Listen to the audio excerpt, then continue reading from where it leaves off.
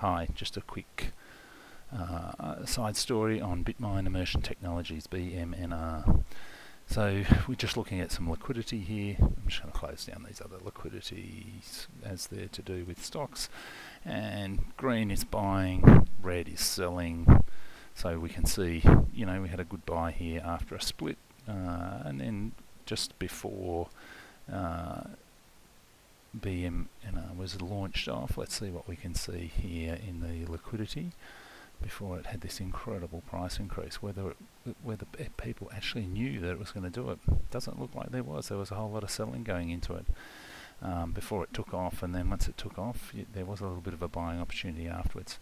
Anyway, since then we've had a much more normal run on seeing what's happening. We can see here in the 3 hours, we'll go down to the 1 hour, we can see that we've just had a really good build coming in here, and we can go and have a look at what happened here on the 4th and the 7th and see where we're heading. So if we just click over, I'm just looking at the IV in the 30-60 day here, and we can see here this is the 4th, and that was the bottom of the recent touchback. It bottomed at about just above 31, and that was the day that the market makers had a real squeeze, a push on those puts, and then on the 7th, when the price was at about 40, we saw it jump up to about 70 very, very quickly.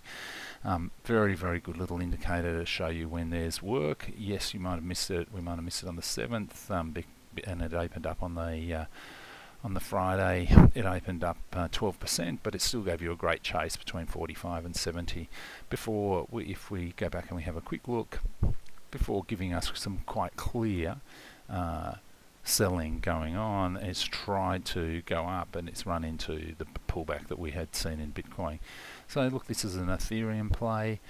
Let's see what happens. Let's watch it for a little while, and hopefully we can pick up some alpha from it. Thank you very much.